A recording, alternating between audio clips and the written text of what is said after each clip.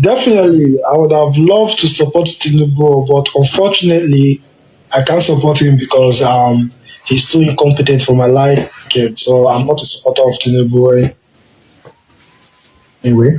Okay. So why hold on. Yes. Why in the first place would you have loved to support Tinubu? Why in the first place?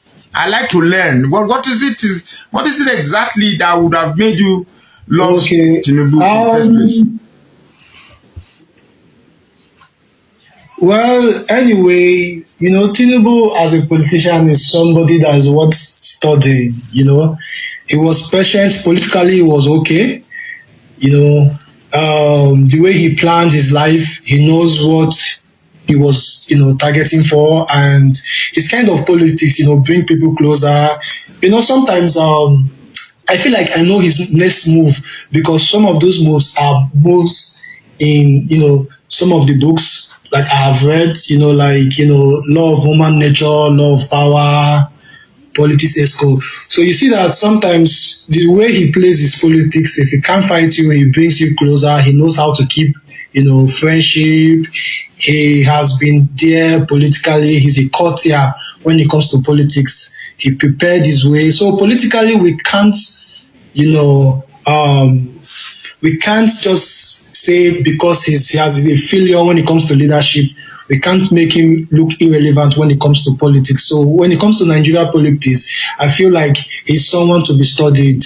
So that is one thing I really loved about him. So what made you change your mind now that you will not vote for him again with all these fantastic attributes?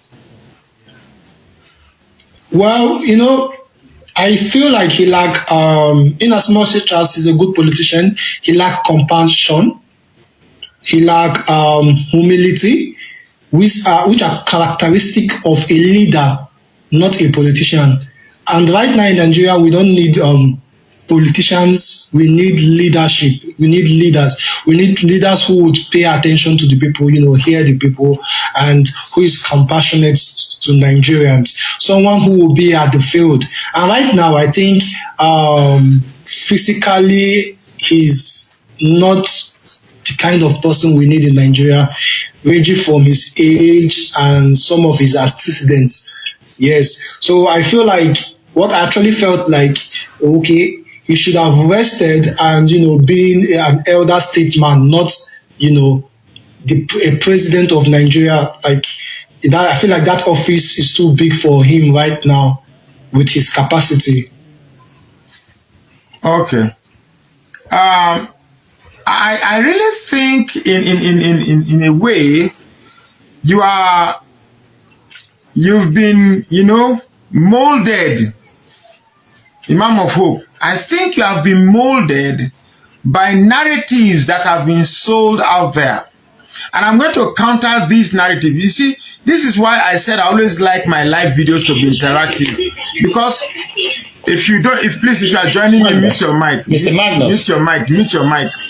Mr. Magnus. You can't just come in and start talking immediately. Machiavelli, please. Let's just call your name before.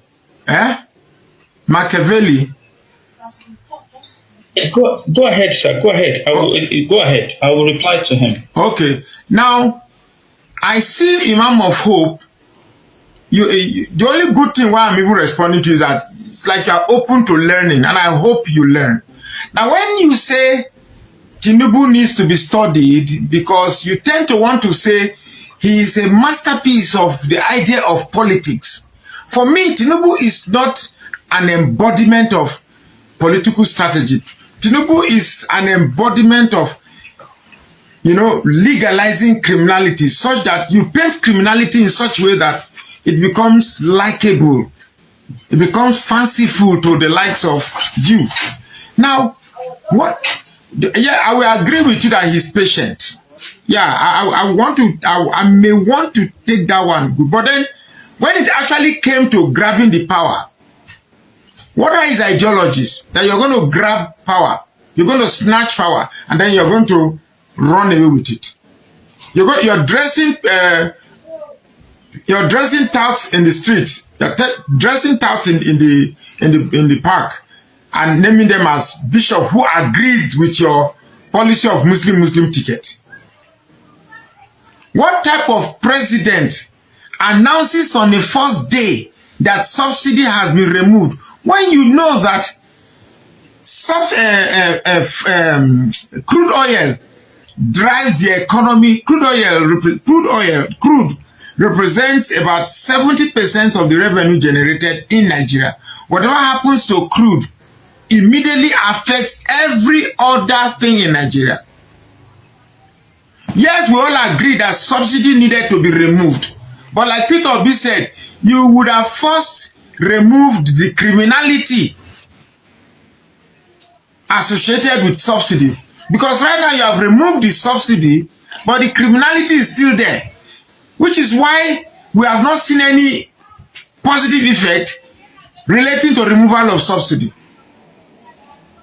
You inherited a country where we have dilapidated infrastructure, crippling health sector. You need to speak with our graduates. You need to speak with the type of graduates our universities are graduating now. They can't even string a simple sentence that suggests they have attained the pinnacle of education in Nigeria. Instead, a president is giving contract for super highway. Because what that one they call Lagos Calabar super highway.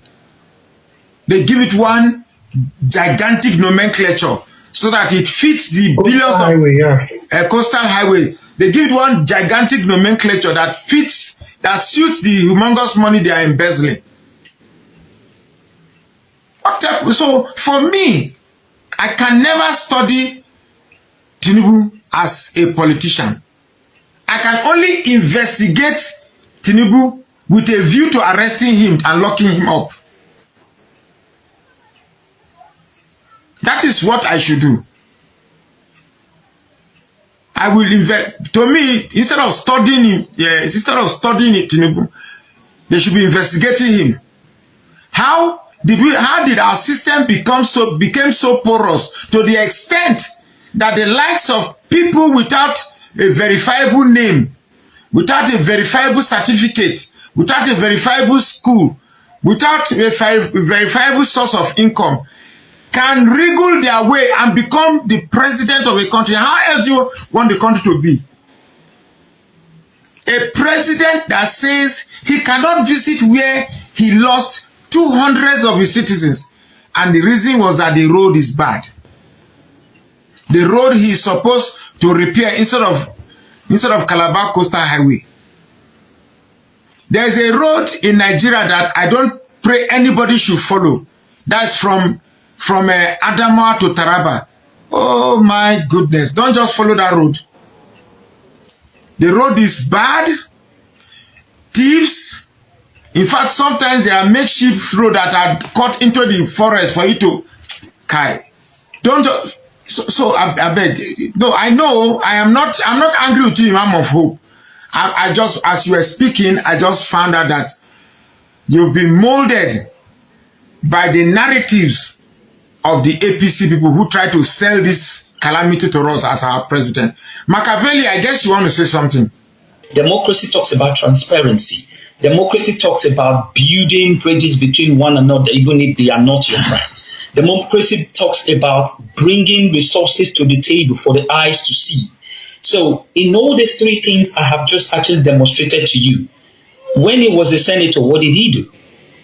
If he really wanted to actually pose himself as a Democrat, what did he do? What bill did he sponsor in the House of Assembly? When he became a governor, what did he do? He did divide and rule. Lagos was his funding bottle. I am not talking about this just to say to appeal the obedient, and I'm not an obedient.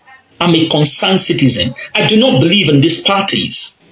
What I believe is that for you, they're giving you the mantle of leadership, you have an institution to rule, you need to actually follow the due process and follow the rule of law. That is what it is. Now, my question to this, how are you going to champion somebody to say, well, I see him as a master strategy? Are you actually pulling the nation to how it is being run as stated in the Constitution? The answer is a capital no. So why should you involve yourself with somebody who does not have that tendency? You talked about the books you wrote, and I wrote on the comment section, those books are actually attributing to tyrants. Did you hear what I said? Tyrant. And if you go and look at what that books entail, it's talking about tyranny.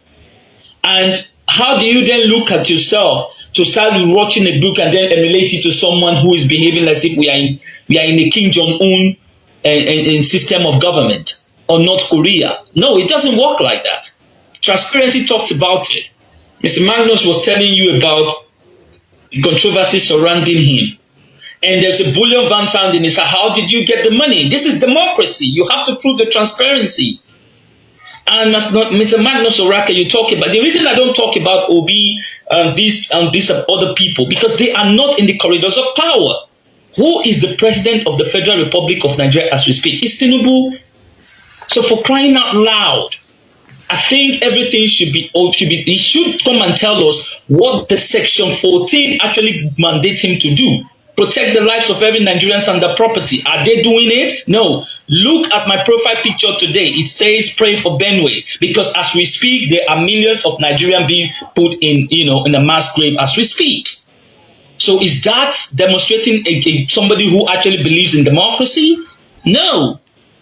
So you talk, Mr. Magnus Oraka, you said he removed subsidy. He didn't remove subsidy. I keep on telling you each time I come to your platform. He did not remove subsidy. It is a lie. There's subsidy still there, and I quoted it to you. I gave you references the other day. Even the IMF himself have stated that they have brought back the subsidy. It is not true that they have removed subsidy. They should stop using Nigeria to play politics. Just face governance. Stop running around. You are looking for investors. You don't need to go and run around for investors. The investors see what you are building, the society you are building. They come by themselves. They come to you. How can you be building an investors when Nigerians are not being saved? Is there not be juju that, as the layman will talk? So let's face the reality. Instead of just trying to say, I was trying to look at this guy to be. He was never one. He dictates whoever runs the state of Lagos.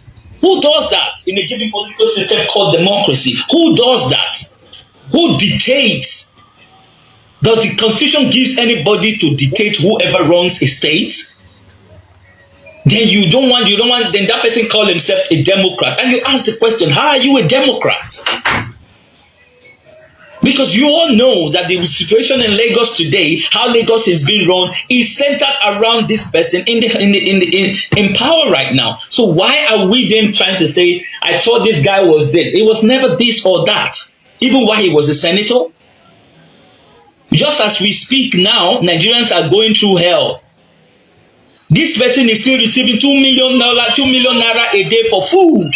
So how did we get here then? Now you saying this person is a Democrat? Please, let's be factual.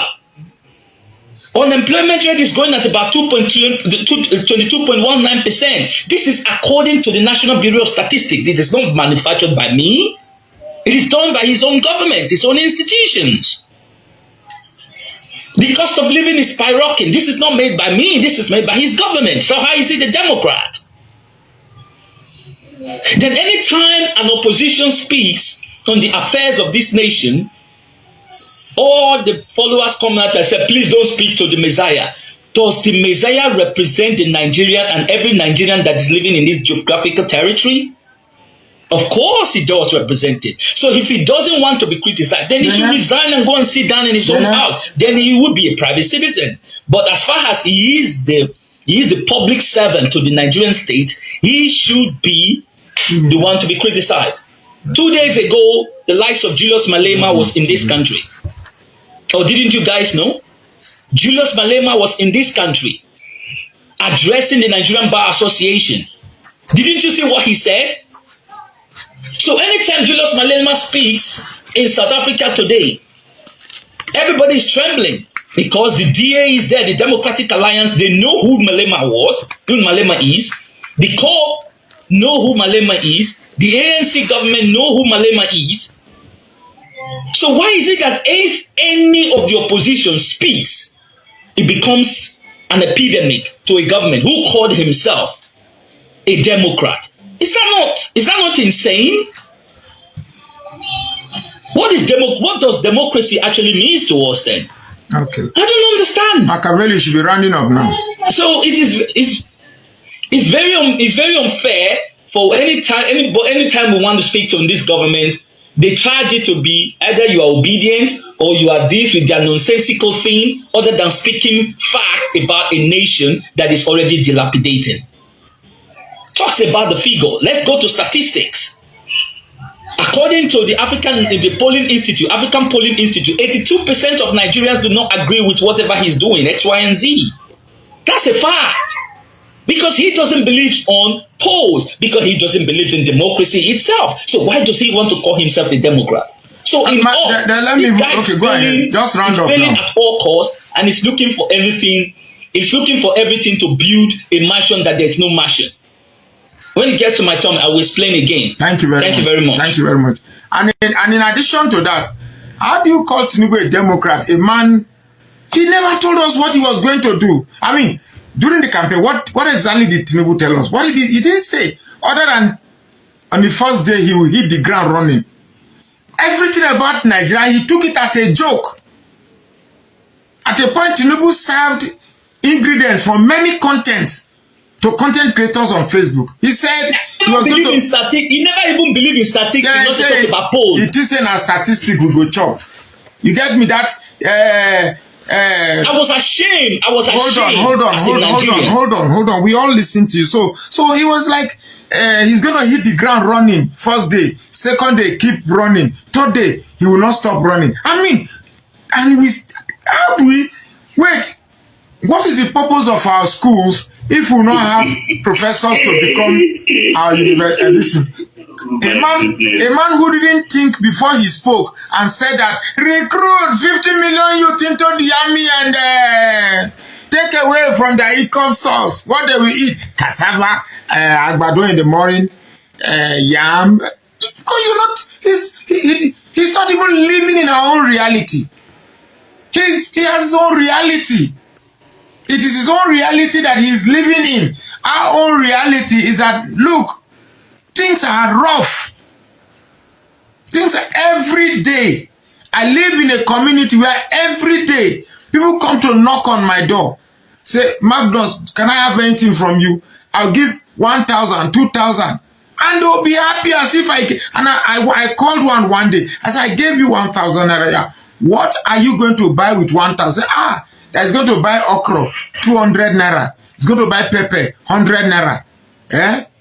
Because he said, I said, what about fish and meat? Say, that he has not eaten fish for the past, you can't remember the last time they ate anything meat. Then use the remaining 50 naira to go and measure one mudu of dawa, this grounded, this, and then make it. How many of you are in the house? That him and she has 3 children, 5 of them, 1,000 naira.